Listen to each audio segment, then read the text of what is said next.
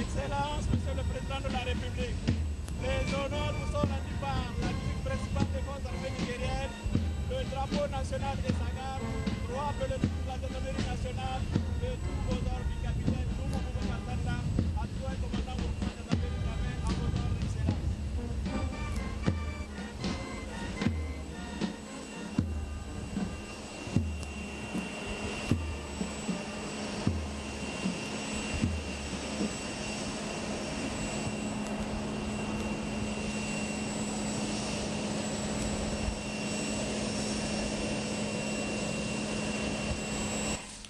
Le premier forum sur la politique nationale de protection sociale, c'est ce mardi à Niamey, rencontre rehaussée par la présence du Premier ministre, chef du gouvernement. Il s'agira en effet pour les participants de réfléchir sur des solutions concrètes devant permettre la réduction durable de la pauvreté et la vulnérabilité de notre pays, et ceci à travers une politique adéquate de la protection sociale. Issoufou Samaïla, Ismaël Loda. Ils sont nombreux, membres du gouvernement, ceux du corps diplomatique, gouverneurs des régions, leaders religieux, chefs traditionnels et représentants de la société civile à participer à l'ouverture des travaux du premier forum national sur la protection sociale. À travers ces forums, les acteurs nationaux et les partenaires techniques et financiers vont échanger et proposer des solutions pour la mise en œuvre de la politique nationale de protection sociale à laquelle les autorités de la 7e République accordent une importance capitale. C'est ainsi le gouverneur de Niamey, dans son allocution, a vivement salué la tenue de cet événement à Niamey.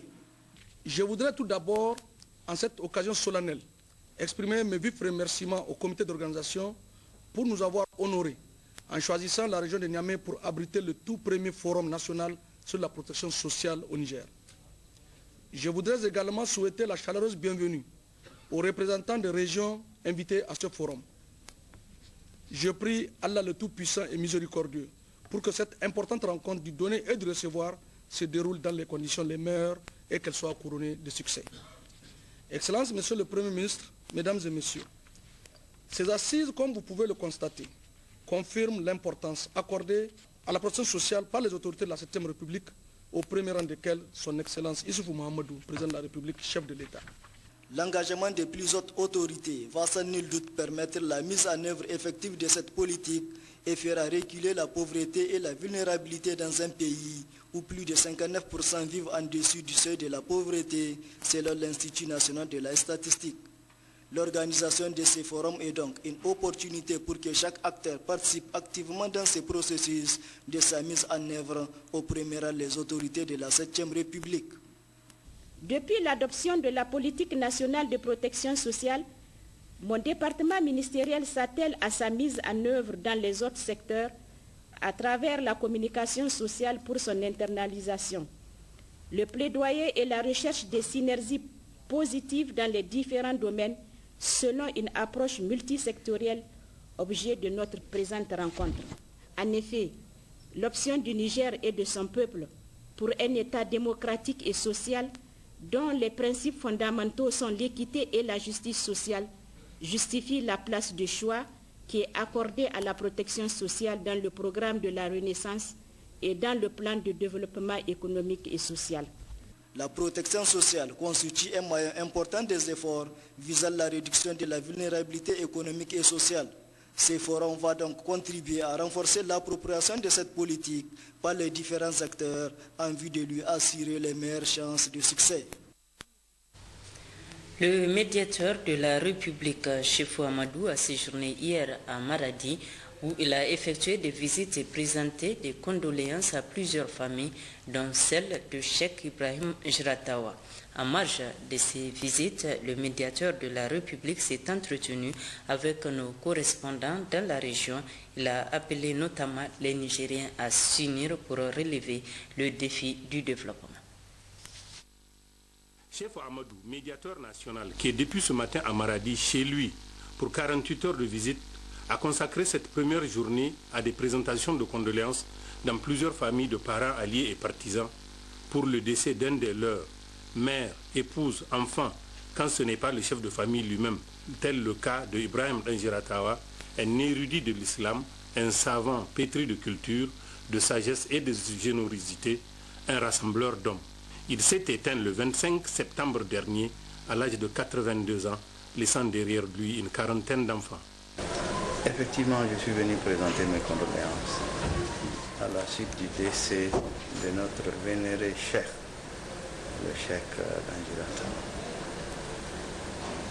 Ce nom veut dire beaucoup pour les gens de Maradi, la ville de Maradi, la région de Maradi, le Niger entier et toute la tariqa tijania du Niger en général. Pour moi, c'est d'abord, il était d'abord un parent.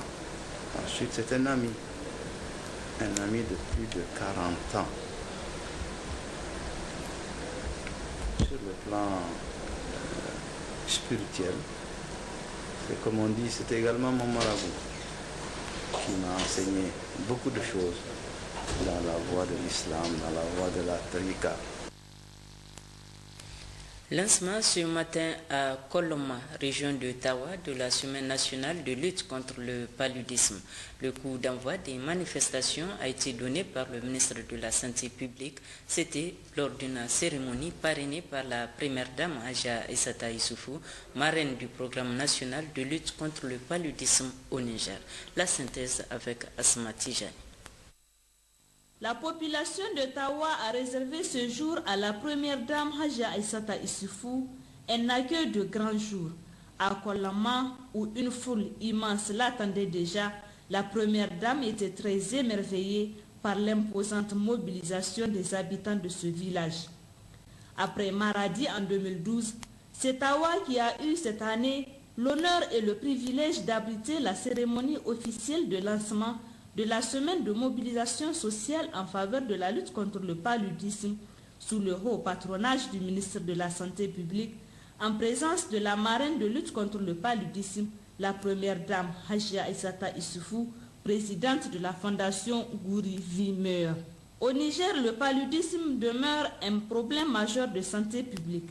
Il représente en moyenne 20% de causes de consultation pendant la saison sèche et 80% pendant la saison pluvieuse. Le paludisme constitue la principale cause de morbidité et de mortalité dans notre pays. Cela est aussi vrai pour la région de Tawa, dont les statistiques indiquent que cette maladie occupe le premier rang parmi les 10 principales maladies. De l'allocution qu'il a prononcée au cours de cette cérémonie pleine de symboles et de sens, le représentant de l'Organisation mondiale de la santé, Asimawe Pana, est revenu sur les conséquences néfastes du paludisme et les progrès enregistrés en matière de lutte contre le paludisme au Niger, même si beaucoup reste à faire. Nous voulons profiter de l'opportunité qui nous est donnée pour saluer les progrès accomplis par le Niger dans la lutte contre cette endémie, notamment l'augmentation de la disponibilité et l'utilisation des moustiquaires imprégnés d'insecticides à longue durée, l'augmentation de l'utilisation des tests rapides et l'amélioration de la prise en charge correcte des cas dans les formations sanitaires, j'en passe. Malgré ces résultats louables, des efforts restent encore à faire. En effet, nous devons faire en sorte que 80% de la population dispose et utilise des moustiquaires imprégnés d'insecticides à longue durée, que 100% des cas suspects de paludisme soient soumis au test de diagnostic rapide et que tous les cas confirmés congéniés soient traités selon la politique de prise en charge, notamment par les ACT. La première dame Hadji Aïssata Issoufou, marraine de lutte contre le paludisme, elle a d'abord remercié vivement le secrétaire général de l'État de Sokoto, El Hadji Sahabi Gada, pour avoir pris part à cette activité avant d'appeler la population nigérienne à une lutte sans merci contre le paludisme. Nous sommes venus ici à Koloma dans le cadre de la lutte contre le paludisme. Vous savez, il y a plusieurs maladies dont on se plaint, surtout au Niger. Mais au Niger, le paludisme est la première cause de décès. Donc, s'il y a une maladie contre laquelle nous devons lutter, c'est bien le paludisme. Vraiment, je salue une fois de plus le courage, la détermination de la population de Tawa qui est tout le temps mobilisée et chaque fois qu'on a besoin de cette population pour son bien et pour le bien du Niger entier, ils ont toujours répondu présent. En lançant officiellement la semaine, le ministre de la Santé publique a affirmé que la présence de la première dame Hadji Aïssata Issoufou témoigne de son engagement personnel pour l'amélioration de la santé des populations, mais aussi de son soutien permanent à travers la fondation Gouri Vie Meilleure. Manu Agali a par la suite axé son intervention sur les objectifs de la semaine nationale en faveur de lutte contre le paludisme. En date du 29 septembre 2013, on a enregistré au Niger 2 474 862 cas et 2110 décès malheureusement. Contre à la même période en 2012, 2 664 500 cas et 3 112 décès. On constate donc une nette amélioration malgré que la question du paludisme reste une préoccupation majeure de mes services.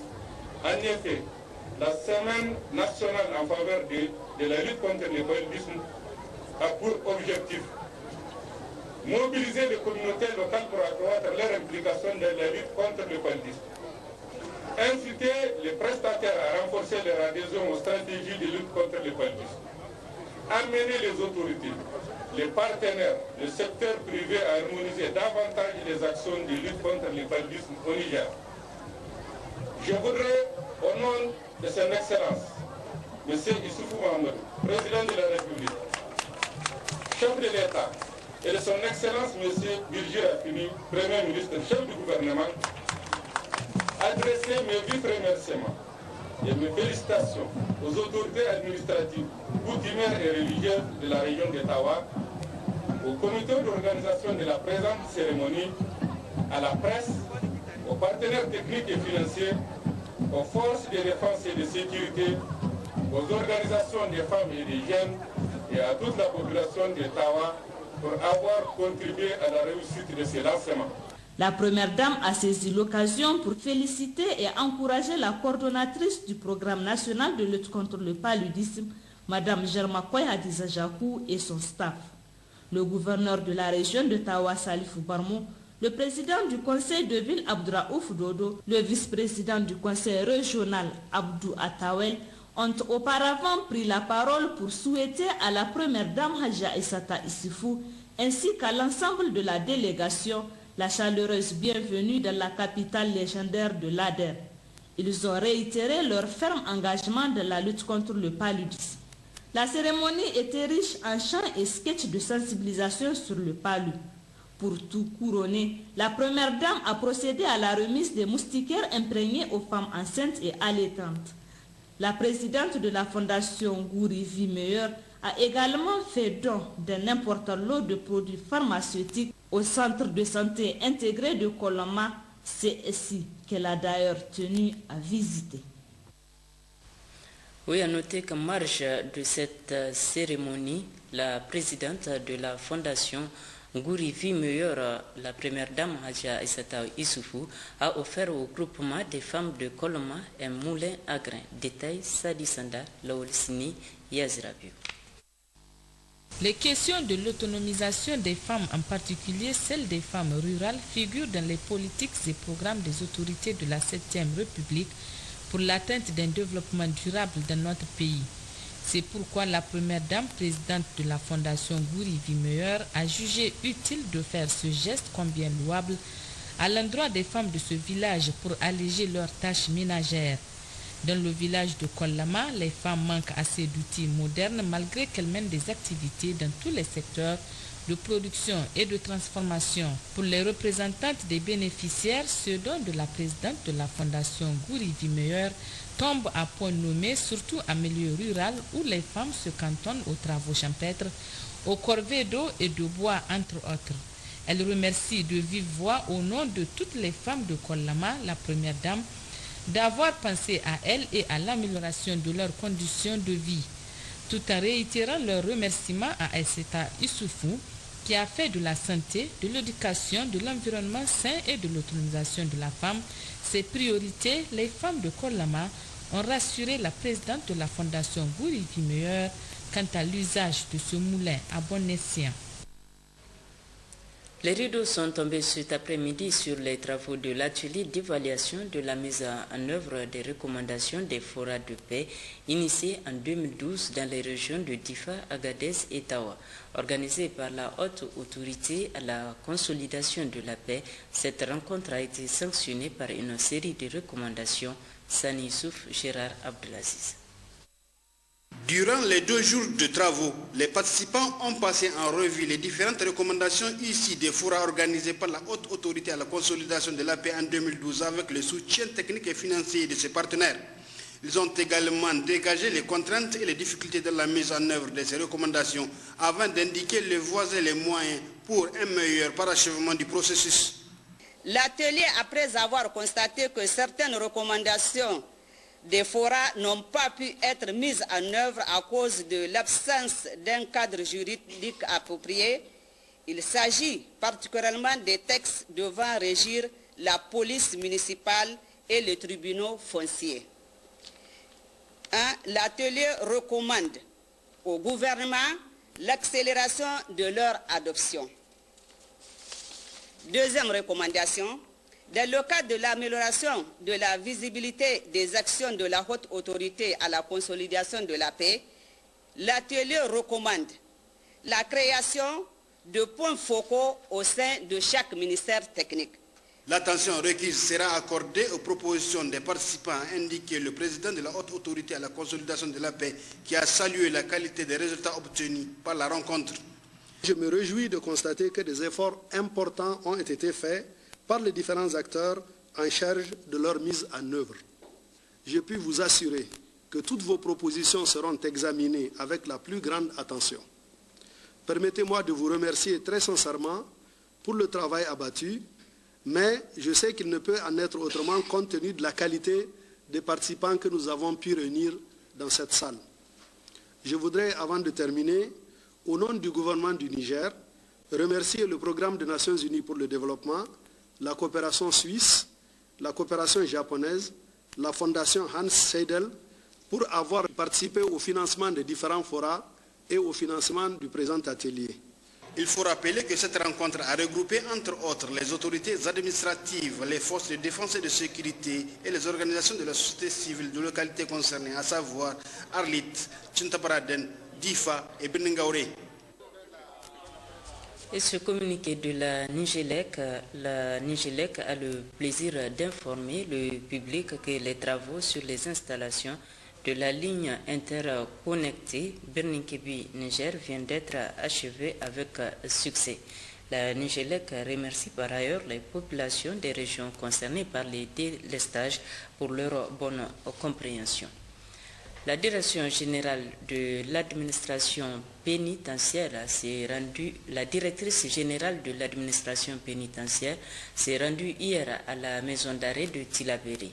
Il s'est agi pour Mme Adamou Bibata d'aller s'inquérir des conditions de vie de la population carcérale. Récit Jibonoumou, Zakari Maman. En se rendant à la maison d'arrêt de Tilaberi et en compagnie du gouverneur de la région, du premier vice-président du conseil régional, du directeur général des affaires judiciaires et des sceaux et des responsables du tribunal de grande instance, la directrice générale de l'administration pénitentiaire était allée se rendre compte, constater de visu, ainsi apprécier les conditions de vie de la population carcérale.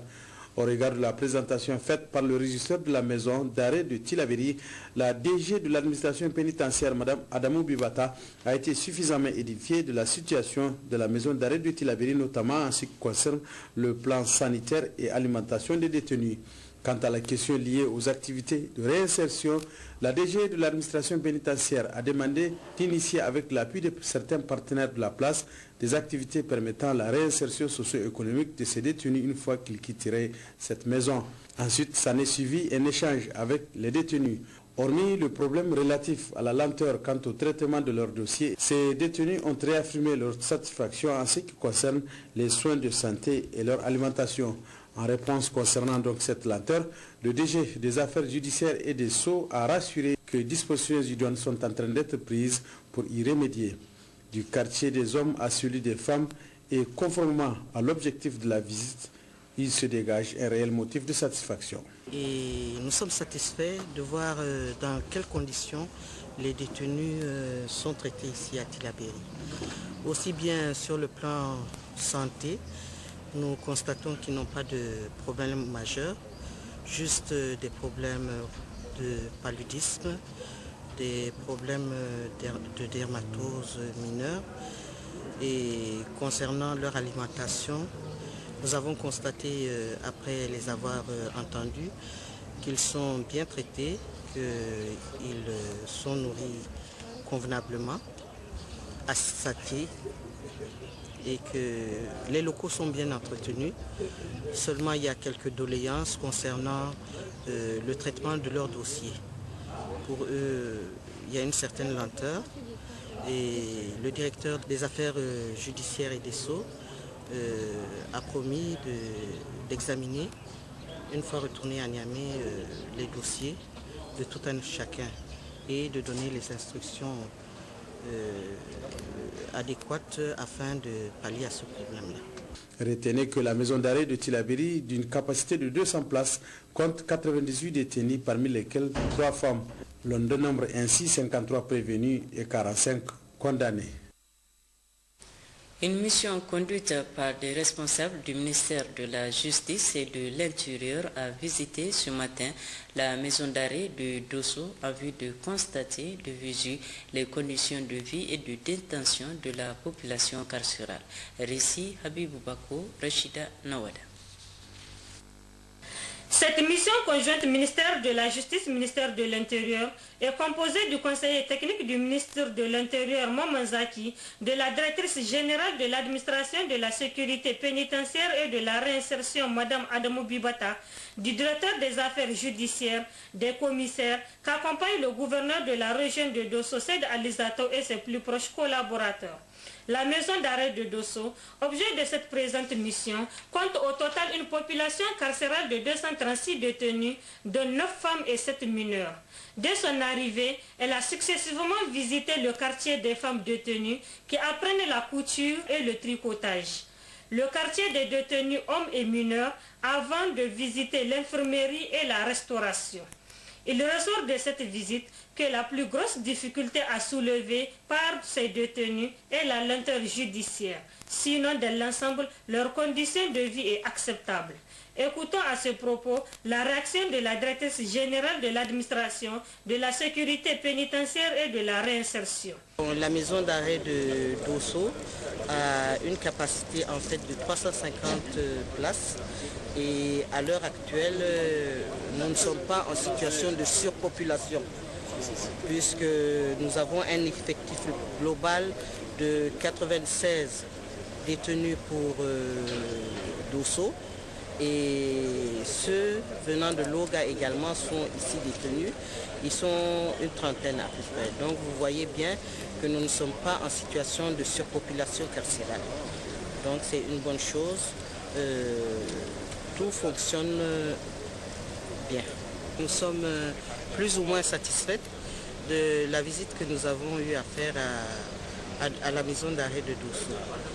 Dans un premier temps, nous constatons que les conditions de vie des détenus sont plus ou moins acceptables. Leur ration alimentaire est satisfaisante. les dames au quartier des femmes, nous avons constaté même agréablement qu'elles étaient en train d'apprendre à coudre. C'est déjà une bonne chose, cela permettra leur réinsertion à leur sortie. Les mineurs également, à leur niveau, nous avons constaté qu'il y a un atelier de menuiserie qui sont à leur disposition. En général, tout se passe bien. Par la même occasion, nous avons eu à remettre un don de médicaments provenant de l'association Fraternité pour les prisons du Niger, donc qui a donné un lot de médicaments et nous espérons voir d'autres bonnes volontés suivre leur exemple. Tout autre chose à présent, rencontrée hier entre le gouverneur de la région de Tillabéri, les cadres de commandement et les maires de cette localité. Au centre de cette réunion, les questions relatives à la sécurité, la campagne agricole et l'éducation. Jibonouhou, Zakari Maman. Par cette rencontre pour le gouverneur de la région d'entretenir l'ensemble des préfets ou secrétaires généraux des préfectures et l'ensemble des maires de la région sur certaines préoccupations du moment, abordant ainsi la question de la campagne agricole qui s'achève juste après la question sécuritaire. Le gouverneur de la région a rappelé qu'au regard des inondations et de l'arrêt brusque des pluies, ayant fait dans certaines zones de la région plusieurs sinistrés et des villages à risque identifiés, certains partenaires s'organisent, à préciser Diabri Hassimiou, pour accompagner la région à travers des programmes d'atténuation des souffrances des ménages vulnérables par le Food Forward. Cependant, a martelé le gouverneur de la région, les insuffisances constatées dans la mise en œuvre des opérations de secours antérieures ne seront plus répétées. Il faut impliquer les populations dans la gestion et la distribution des différentes aides.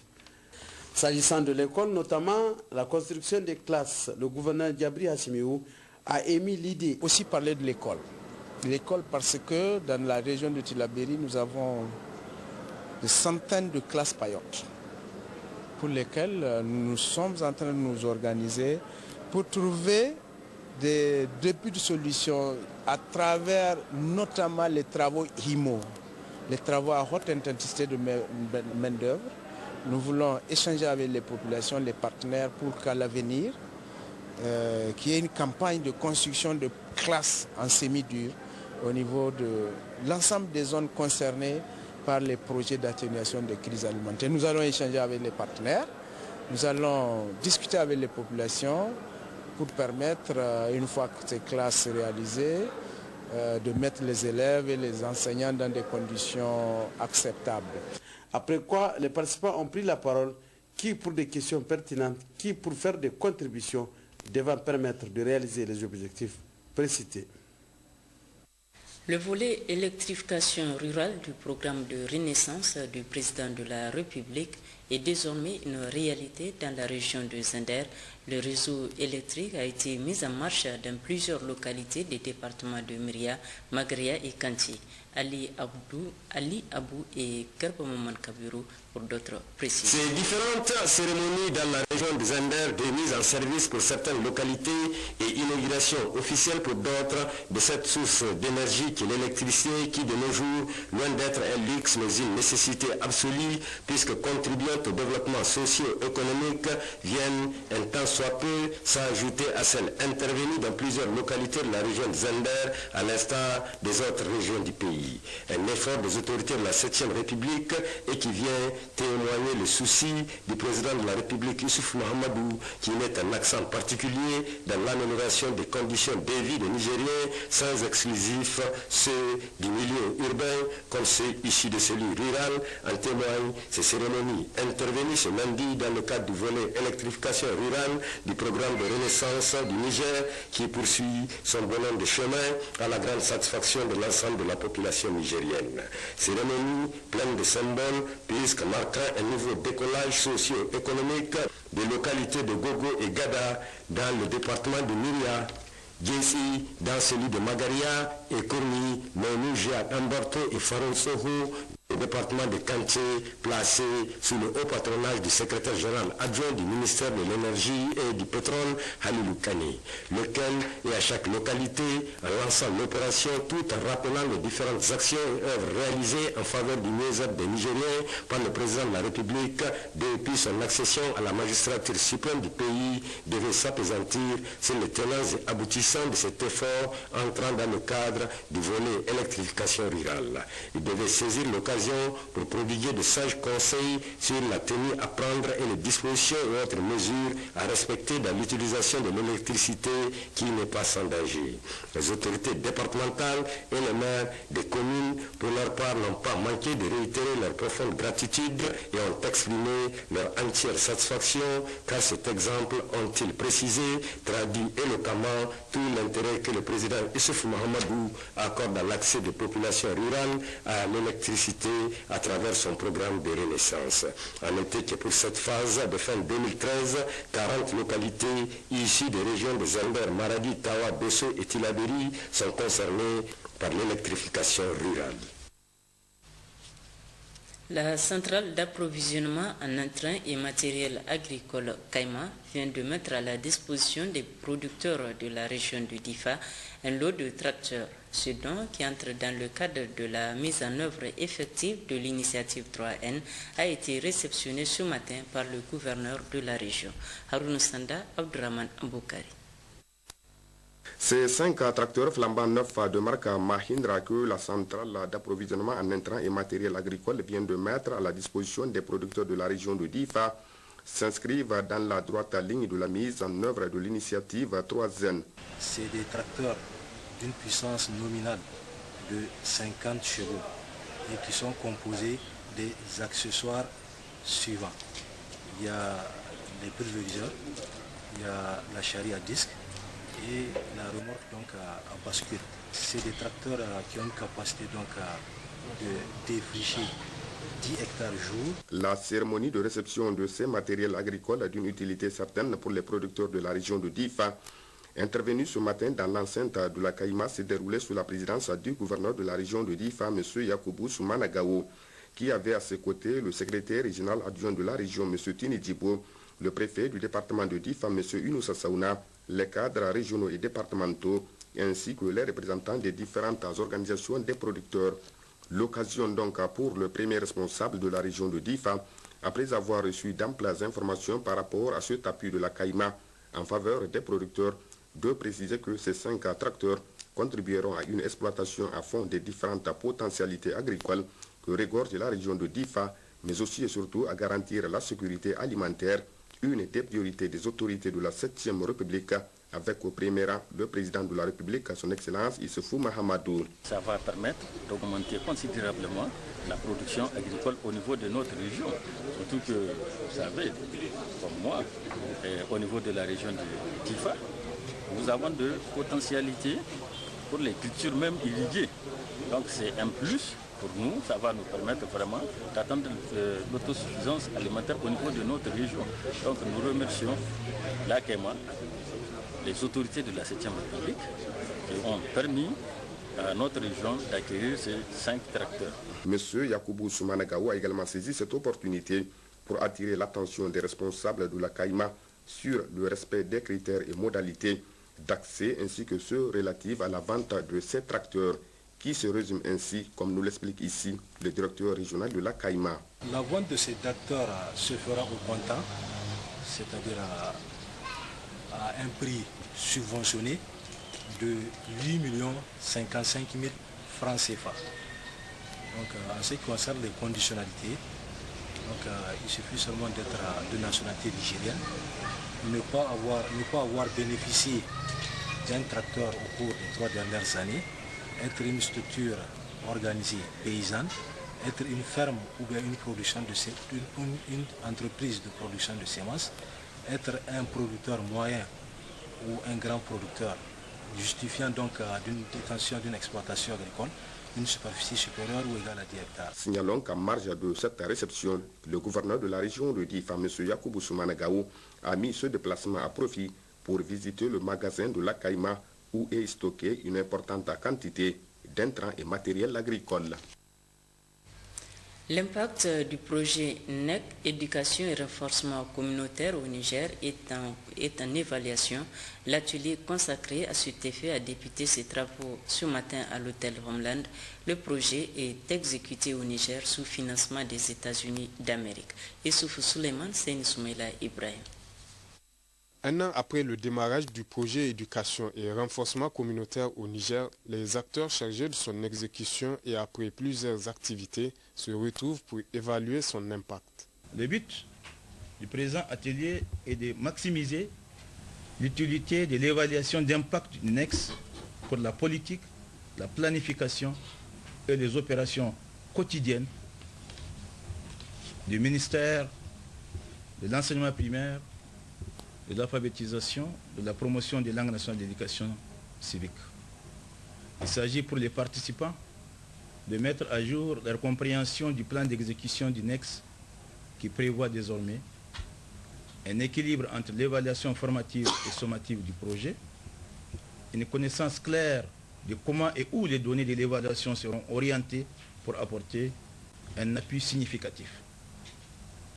La réalisation d'études de recherche à petite échelle destinées à mieux expliquer les questions sous-jacentes d'ordre contextuel et technique présentant un intérêt pour la duplication du projet. Deux résultats majeurs sont attendus au sortir de l'atelier.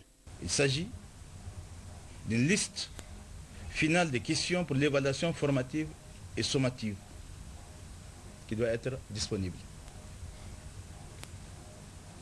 Un accord sur le rôle du comité technique et des pilotages dans l'évaluation doit être également conclu. Pour atteindre ces résultats, la trentaine de participants dispose de 3 jours. Ouverture ce matin à Maradi des travaux de la réunion d'internalisation des activités du Millennium Challenge à compte. MCC à Niger, faut-il le rappeler, est une émanation du Millennium Challenge Corporation. Les détails avec Ibrahim Hassoumsou et Sanoussi Garba. La rencontre de ce matin, qui est une rencontre de travail et d'échange d'informations, selon le chef de la mission Ali Dungu Boubacar, est une suite logique des consultations de l'unité de coordination du Millennium Challenge à Cointe, placée sous l'égide de la présidence de la République du Niger. Pour la petite genèse, en 2006, le conseil d'administration du Millennium Challenge Corporation a invité notre pays à prendre part au programme Seuil, qui a abouti à l'accord d'un don de 23 millions de dollars en mars 2008. Après une mise en œuvre réussie des deux composantes, à savoir la scolarisation de la jeune fille et la gouvernance, et une suspension de près de 3 ans, cette agence américaine a décidé de l'éligibilité du Niger au programme Contact. Et c'est là qu'est née l'unité de coordination du Millennium Challenge à Cointe, MCA Niger. Le gouvernement donc a diligenté des missions d'information dans les régions pour expliquer aux différentes parties prenantes le contenu de cette contrainte et échanger avec les acteurs de terrain sur toute la problématique que renferme cette contrainte. Vous savez que la démarche dans le cadre des programmes du Millennium Challenge à compte doit être participative et itérative. Procédant à l'ouverture des travaux, le vice-président du conseil régional de Maradi a pour sa part indiqué que la présence de cette importante mission de la présidence de la République témoigne de l'attention particulière des autorités de la 7e République pour le développement des régions, dont particulièrement celle de Maradi.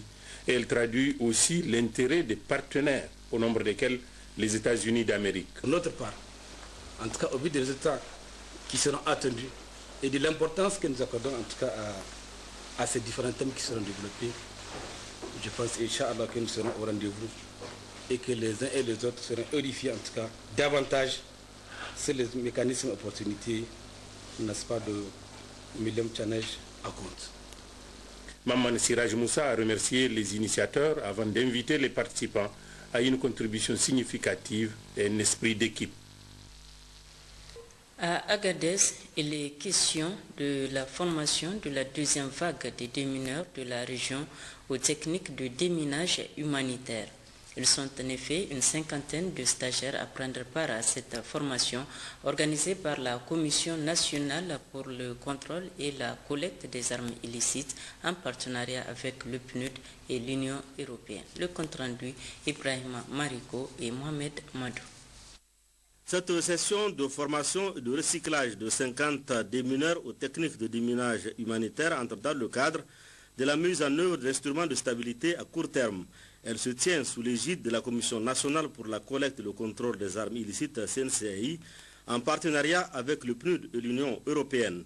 Dans leur mot de bienvenue, le maire de la commune urbaine d'Agadez, Rissa Filtou, et le secrétaire général de la région, M. Zourkedini Bourema Mega, se sont félicités du choix porté sur la ville d'Agadez pour abriter les travaux du présent stage de formation centré sur le déminage humanitaire. Une action salvatrice menée dans une région infestée d'engins explosifs, ayant endeuillé des familles entières lors des dernières décennies de conflits armés qui ne sont fort heureusement aujourd'hui qu'un lointain souvenir. Le secrétaire général du gouvernorat a saisi l'occasion pour féliciter de vive voix le général Youssoufa Mamadou Meiga pour sa récente nomination à la tête de la CNCCI.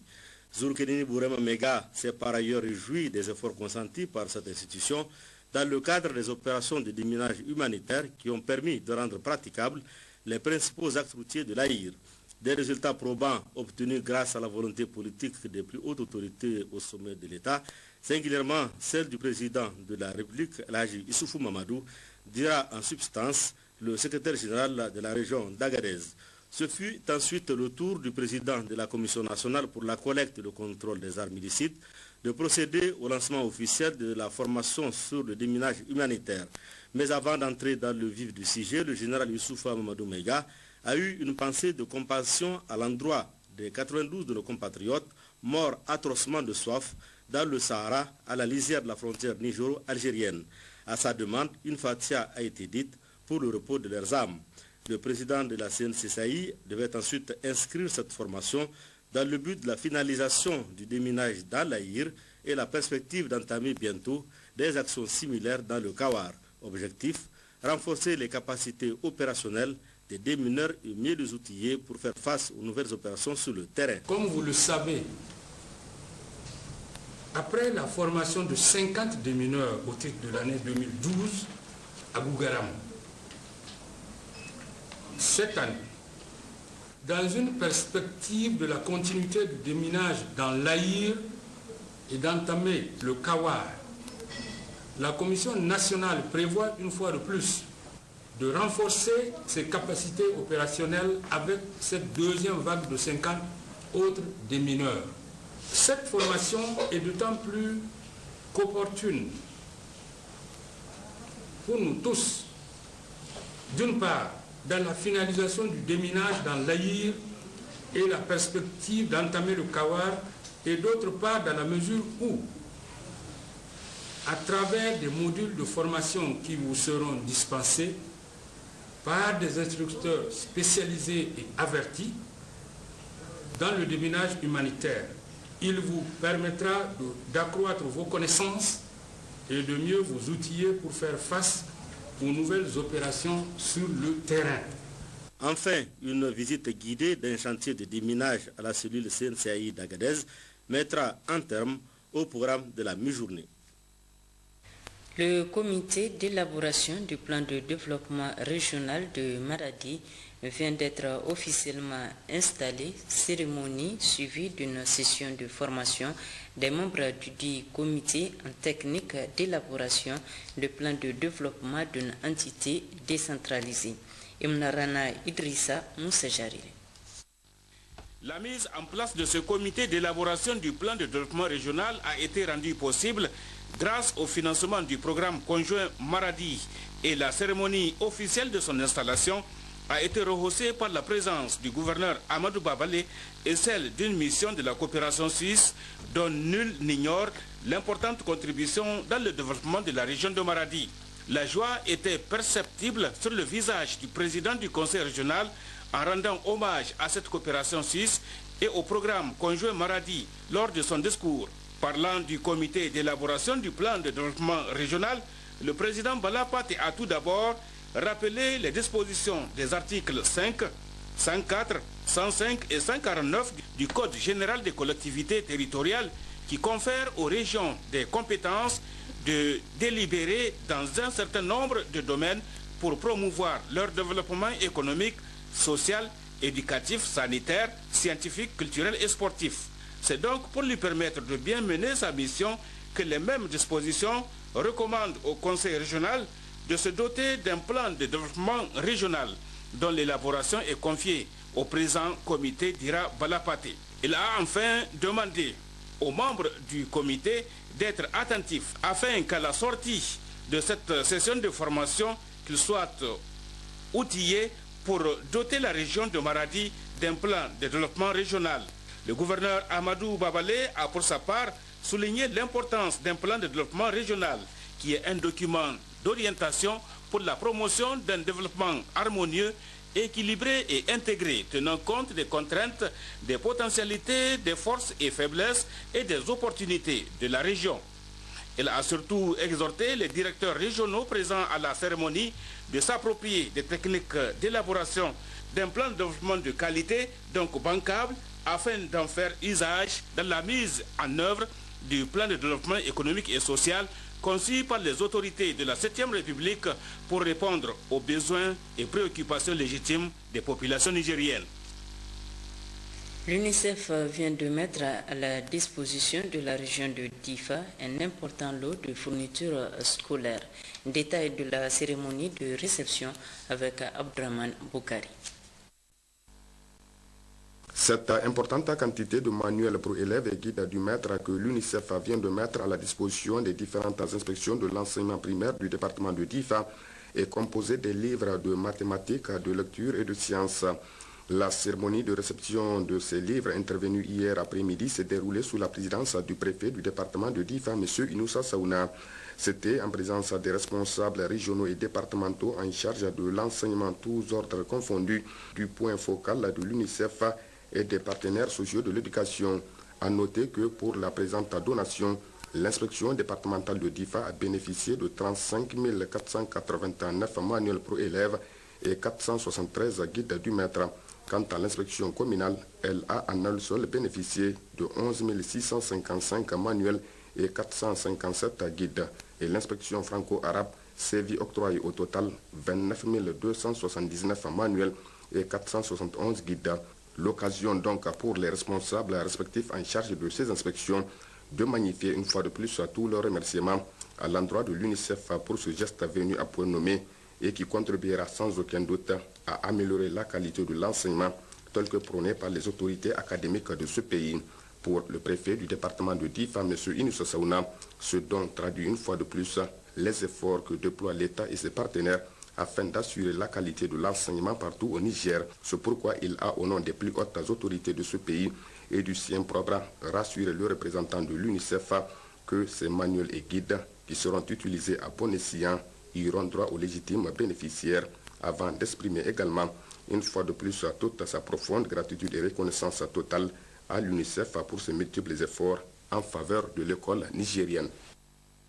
Peu après l'éducation, la santé, domaine dans lequel intervient l'Agence française de développement AFD qui vient de doter le district sanitaire de Tanout de matériel et d'équipements biomédicaux, ce dont entre dans le cadre du projet Amélioration de la santé maternelle et néonatale. Précision, Fajiboukar Laolchik.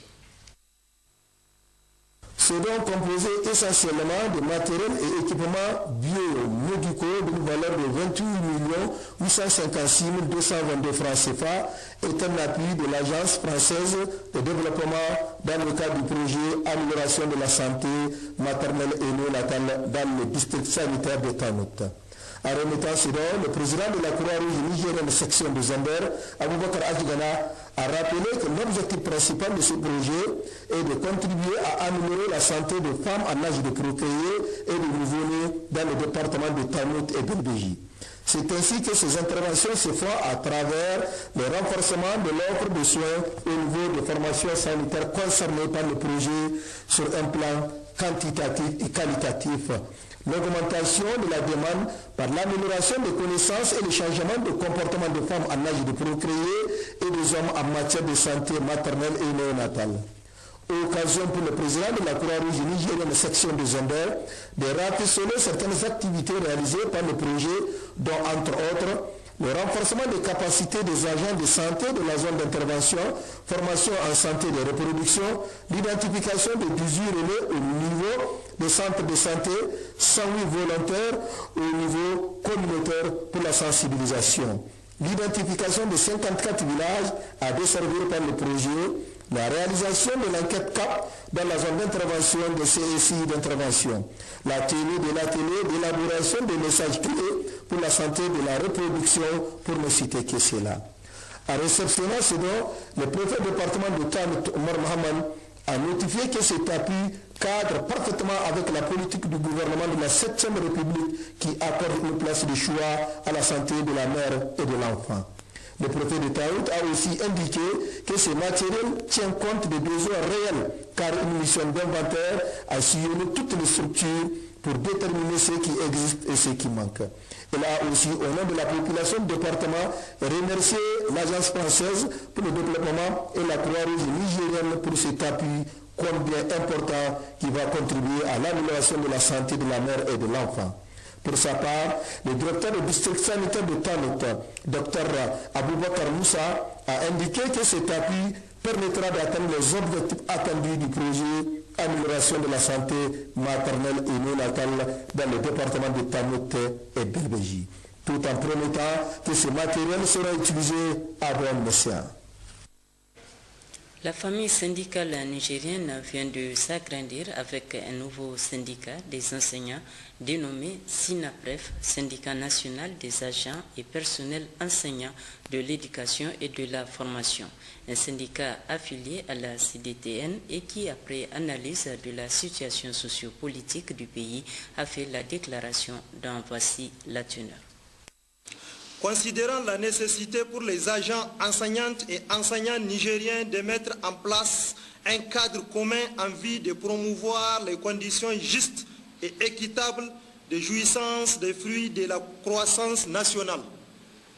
Convaincus que seule l'union fait la force, nous, agents, enseignants et enseignantes profondément attachés aux valeurs démocratiques et aux principes d'éthique qui fondent l'action syndicale, déterminés à défendre vaille que vaille les intérêts matériels et moraux des enseignantes et enseignants nigériens, soucieux de faire respecter les libertés et droits syndicaux ratifiés par le Niger, réunis ce jour après une analyse des situations sociopolitiques et syndicales de notre pays, décidons de la création d'un syndicat dénommé Syndicat national des agents et personnels de l'éducation et de formation du Niger, en abrégé SINAPEF, dans le but de renforcer l'efficacité de nos actions en faveur de nos militantes et militants, en particulier, et des populations nigériennes en général. Félicitons le gouvernement de la 7e République suite à la construction de l'échangeur et l'encourage à persévérer dans le même sens. Demandons au gouvernement l'accélération du traitement des incidences financières. Demandons au gouvernement le règlement de la question des spéciales A et B des promotions 2012-2013. Exigeons du gouvernement la prise en compte de toutes les indemnités et autres avantages liés à la fonction enseignant. Demandons au gouvernement de tout mettre en œuvre pour prendre en compte les préoccupations de la population dans les négociations des contrats avec les multinationales afin de faire bénéficier tous les citoyens nigériens des retombées de nos ressources naturelles. Oui, vous l'avez rectifié de vous-même, ce nouveau syndicat s'est affilié à l'UDTN. La section SML du bureau du syndicat des travailleurs du Niger Centramine s'est réunie hier à l'effet d'examiner la situation des travailleurs de la SML, réunion à l'issue de laquelle une déclaration a été rendue publique. Depuis l'arrêt des activités de production de la mine de Samira, les travailleurs attendent impatiemment le redémarrage des activités et de la reprise de la production. Les travailleurs de Samira Hill apportent leur soutien ferme et sans condition pour les démarches entreprises par l'État du Niger à travers la Sopamine en vue du rachat des actifs de Semafo dans SML. Nous saluons et encourageons les actions entreprises par Sopamine dans le cadre de la sauvegarde des intérêts de l'État du Niger et dans le respect des engagements pris envers les travailleurs nigériens de SML. Les travailleurs s'engagent à mobiliser toute leur énergie et à initier les actions positives contribuant à une reprise rapide de la production sur la mine de Samira. Les travailleurs réaffirment leur confiance à la Sopamine et leur adhésion à toute œuvre d'intérêt national. Que Dieu bénisse le Niger et ses fils.